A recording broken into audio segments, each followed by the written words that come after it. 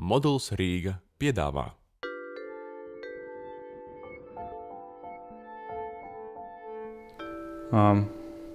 Es esmu iesaistījies no pagājušā gada beigām. Varētu teikt, mēs tā kā ar draugu Reinu Tukišu jau pagājušā gada beigās sākām strādāt pie tādas iniciatīvas, kas pirmoreiz Latvijā paredz bakalaura līmeņa kursus filmēt un likt tiešsaistē, tā kā online. Un atšķirībā no iepriekšējām līdzīgām iniciatīvām, šoreiz mēs to darām pilnā apmērā, tā kā ir tāds reāls kurs, 12 lekcijas. Un otra atšķirība ir tā, ka mēs arī organizējam tā kā, piekļuvi tur dažādiem studiju materiāliem lektoru norādītiem.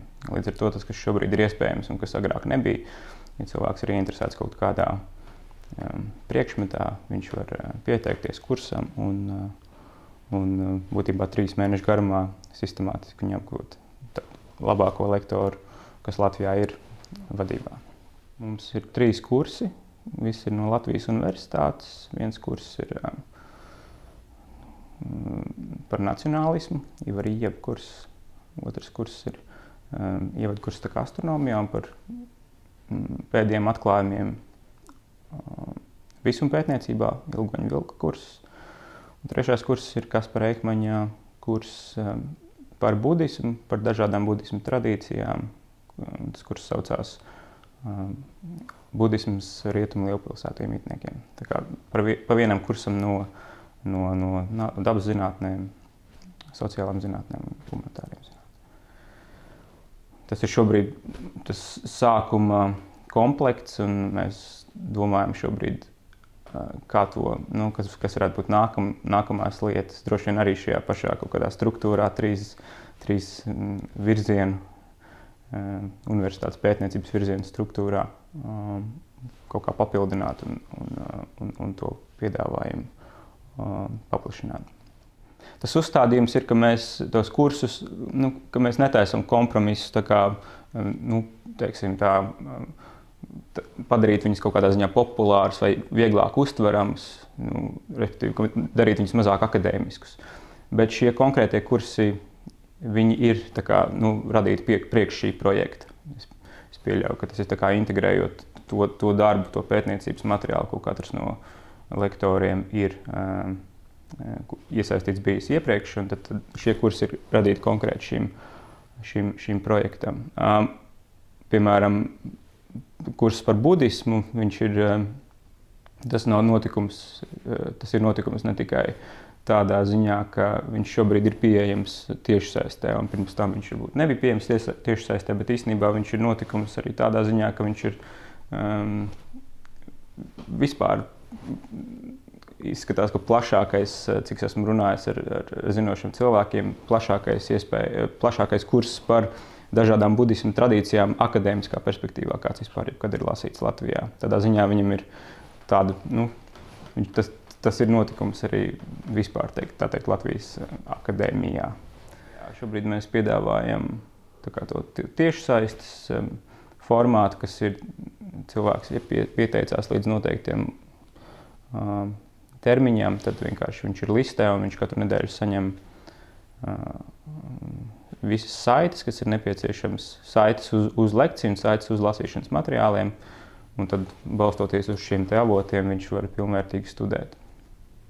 Un tad tas otrs formāts ir klātienes formāts, kas vairāk tuvinās reālai universitātes pieredzei, kur pēc lekcijām ir diskusija, jautājumi, atbildes, tā kā tāds semināra formāts, kur kā mēs to uztveram, tas ir ļoti būtiski, lai, teiksim tā, ka tu 3 mēnešus, tev ir tāda ekskluzīva piekļuve konkrētam lektoram, tu vari viņam uzdot personalizētus, izrietot no savām interesēm vai savas pieredzes jautājumus, un mūsuprāt, tādā veidā, kaut kādā veidā bagātinot to mācīšanās pieredzi un savu izpratni par priekšmetu. Visi kursi ir radīti tā, lai būtu saprotami ar nosacīt nelielu piepūli un iedziļināšanos, viņi būtu saprotami, uztverami un interesanti jebkuram klausītājam, kuram nav īpaši priekšzināšana konkrētajā jomā. Piemēram, Jogoņa Vilka kurs par visam noslēpumiem, par astronomiju, viņš ir saprotams.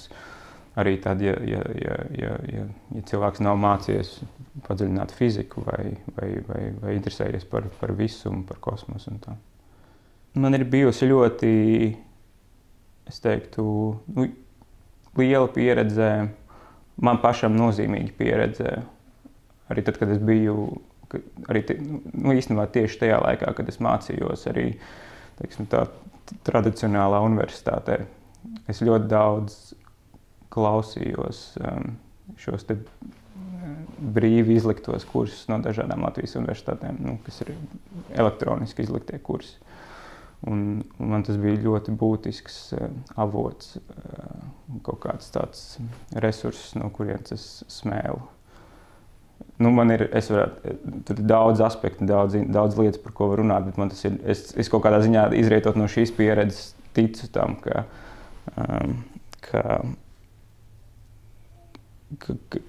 šī lieta, ka viņi var būt būtisks, tā kā kaut kas, kas pat maina kaut kādā veidā dzīvi vai kaut ko, tāds ierosinātājs, jā. Sasniedzot noteikti kritisko masu, ja tu tā kā ņem plaši un dziļi, tad tas var reāli ierosināt būtiskas lietas.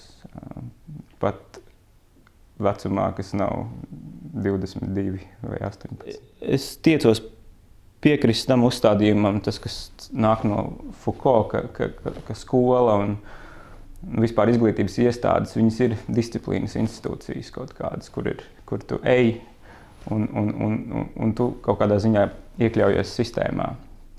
Un tas disciplīnas, tas režīma faktors, viņš ir būtisks.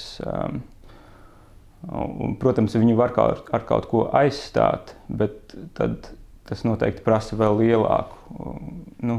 Viņu var aizstāt tikai, ja tas tev nenāk no ārpus, tad tam jānāk no iekšas, un tas ir daudz grūtāk. Respektīvi no iekšējiem kaut kādiem resursiem, no iekšējiem pārliecībām, kāpēc tu gribi. Tev pašam ir sevi jāspiež kaut kā, jo man liekas, ka tās, ja var runāt vispār par kaut kādām zināšanām un kaut kādu zināšanu, par kaut kādām reālām zināšanām, kas ir dziļākas un pamatīgākas, tad, manuprāt, viņas nāk no šīs te kaut kādas iedziļināšanās, iešanas pāri daudzas reizes, no kaut kādas tā kā pat kontemplēšanas iekšā priekšmeta. Un skola kaut kādā ziņā nodrošina šo te, ka tu esi kaut kādā ziņā spiests kaut ko visu laiku iet kaut kam pāri un tā kā internalizēt to daudz dziļāk. Un varbūt, es domāju, tā atbilde varētu būt, tas gala atbilde varētu būt tāda, ka tikai piekļuve informācijai nepieciešama nenodrošina to, ka šī informācija tiek arī atbilstoši apstrādāta vai iekļauta, teiksim tā, kaut kādā domāšanas procesā vai cilvēkā, ka viņš izmanto tas, ka mēs nodrošinām kursus, tas vēl nenosaka to, ka cilvēki arī izdara visu ar šo informāciju. Tā kā man liekas arī būtisks tas aspekts, ka tas kaut kādā ziņā vai tā disciplīna, ka viņi nāk no skolas vai viņi nāk no cilvēku iekšējiem resursiem. Es biju 3 gadus Amsterdamā. Es pabeidzu 2 maģistra programmas. Es ņēmu daudz arī visādus papildu lekciju kursus. Es domāju, ka man tur sanāca 3. maģistrs no tiem punktiem, ko es nokārtoju. Tas bija tā kā tāds sports vienkārši kādu laiku. Vienkārši esi nokļuvis kaut kādā vidē, tev apstākļi apkārt ir atbilstoši. Tas nav tā, ka es sludinu, ka tas ir, ka tās zināšanas vai tas darbs vai tā informācija, ka viņi ir noteikti laba vai vēlama, vai ka visiem viņi būtu jāzina, bet tas vienkārši ir kaut kāda lieta, kur tu kaut kādā dzīves brīdī dari. Un pēc tam skaties, kā tu pats esi mainījies un ko tu... un pēc tam pasties uz to no malas. Visādi var skatīties.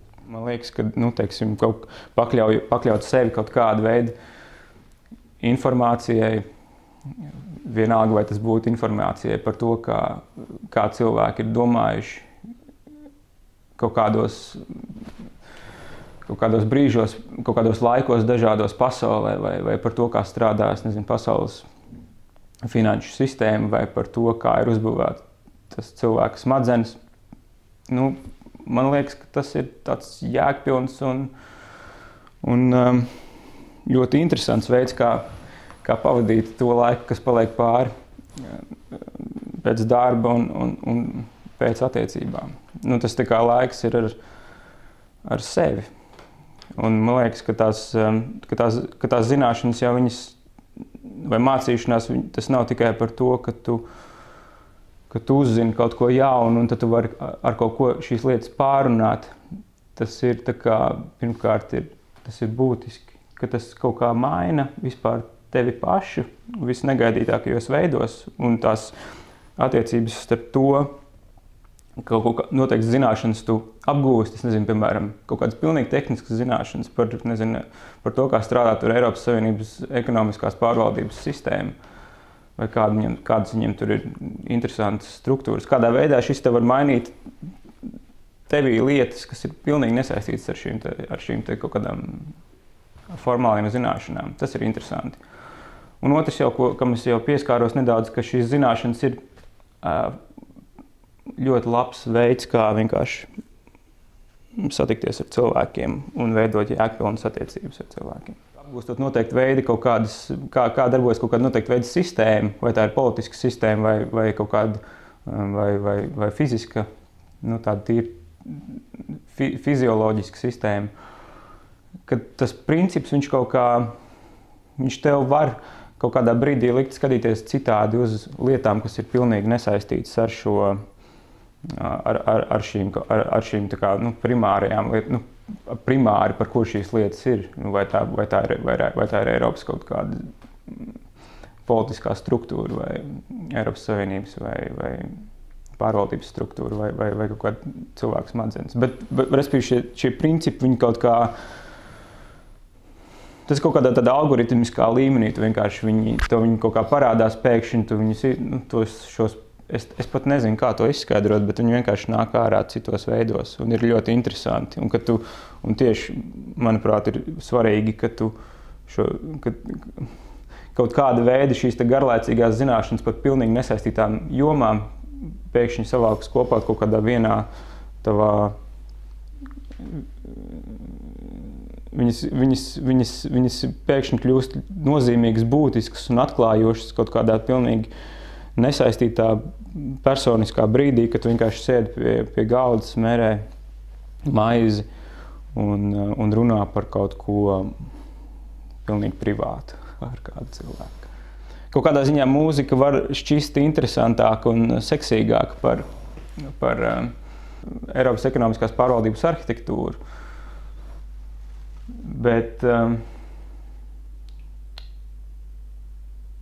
Bet ir kaut kādā ziņā baigi svarīgi, manuprāt, tas, ka tu vienā brīdī arī aizēji pie tā otra.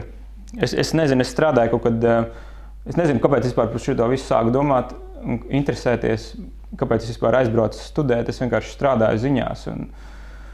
Un pirms tam es tā kā tiešām interesējos ļoti daudz par pārsvarā manu telpu domāšanas, nezinu, par ko es domāju, kas man interesē, tas pārsvarā bija kaut kāda kanoniskā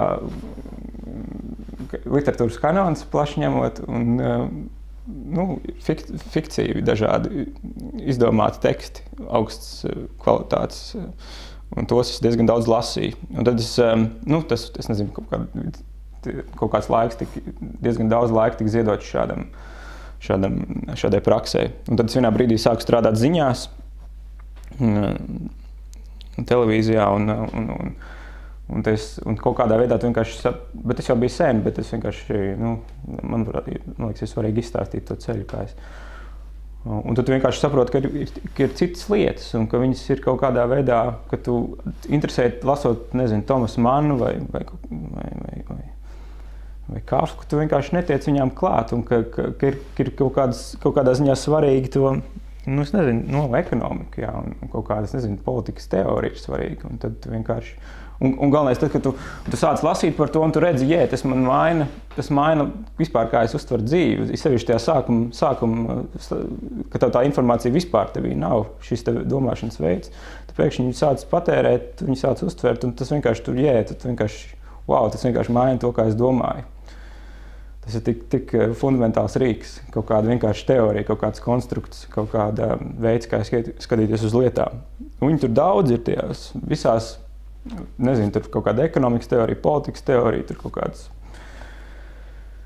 kādas lietas, vienkārši kā cilvēki skatās uz lietām. Un man vienkārši likās, ka es tā īsi atbildot, ka vienā brīdī, ka lasīt izdomātu literatūru, tas vairs man neko nedod, bet izlasīt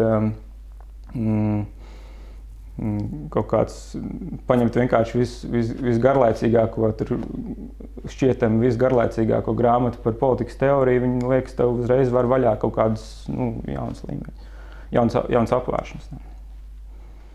Tas lielākais izaicinājums šķiet tai tiešsaistes izglītībā ir tas, kādā mērā viņi varētu aizstāt tādu tieši universitātes pieredzi. Un tās problēmas ir, es teiktu, būtiskas. Tas, ka tiešsaistes izglītība var būt neaizstājams, ārkārtīgi nozīmīgs instruments, lai cilvēkiem, lai izplatītu zināšanas pasaulē. Par to nav šaubu, un lai cilvēki interesanti pavadītu laiku. Bet tas, vai cik lielā mērā, teiksim, varētu tā kā, to fundamentālu izglītību tādā pamatīguma izpratnē, kas nav tikai kaut kādas, tur zināšanas par šo vai to, bet tāda reāla, tāda domāšanas, diskutēšanas kultūra, kaut kādu, ka tu tā kā ieej iekšā kaut kādā sistēmā, paņem no tās sistēmas kaut kādu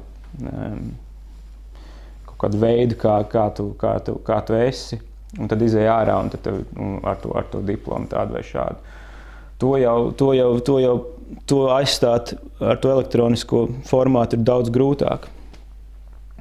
Tā kā šobrīd, it sevišķi tas viss ir, šī kritika varētu būt ļoti relevanta tajā sociālo un humanitāro zinātņu laukā, kas nav tīri tehniskas zināšanas, es nezinu, respektīvi programmēt varētu būt daudz vieglāk, programmēšana daudz vieglāk varētu tā kā nodot šajā vai kaut kādas tehniskas zināšanas šajā tiešsaistes izglītības kanālā. Daudz grūtāk ir mācīties politikas teoriju vai es nezinu, kaut kādas literatūras studijas tiešsaistē. Jo tur tieši tas būtiskākais, ko tu vari dabūt no tā visa, no universitātes, ir tas, ka tu vienkārši šeit un runā ar cilvēkiem.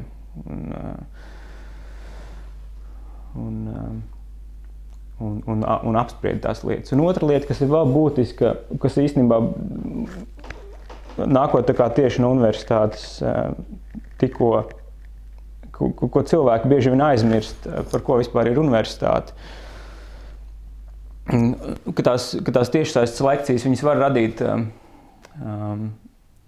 var radīt iespēju, ka universitāte tā ir lekcija, un līdz ko tu dabūni video formātā šo lekciju, tev ir tā kā universitātes pieredze.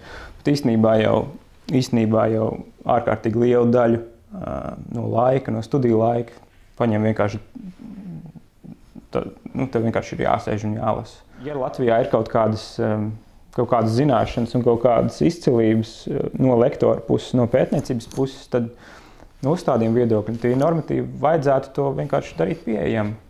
Ja Latvijā ir kāds, ir daudz profesori vispār Latvijas akadēmiskajā sistēmā un Latvijas universitātē, kas ir ārkārtīgi zinoši, kas ir daudz, kuriem ir daudz kas sakrājies un kas šobrīd ir pieejams būtībā tikai kaut kādās notiekās fakultātēs, dažiem studentiem, semināros. Un pat gribēdams īstenībā cilvēks īstenībā tam, tu īsti netiec tam klāt. Un ir daudzas lietas, kas ir tieši Latvijai specifiskas, piemēram, kur tu pat nevari to aizstāt ar Yale vai Harvard. Ir kaut kādas Latvijas pētniecības lietas par kaut kādiem Latvijas jautājumiem. Es nezinu, kaut kāda Latvijas antropoloģijas pētījumi par Latvijas laukiem, piemēram. Ir ārkārtīgi interesanti būtu to visu vienkārši darīt pieejam. Reti tas uzstādījums ir tāds, ka tās zināšanas, kas ir Latvijā, tās labākās zināšanas, kas ir Latvijā, viņas vienkārši vajadzētu darīt pieejams tā, lai tas būtu vienkārši, jebkurš to varētu iegūt, dabūt. Un to vajadzētu darīt organizēt kursu formā, tādā reāli akadēmisku kursu formā.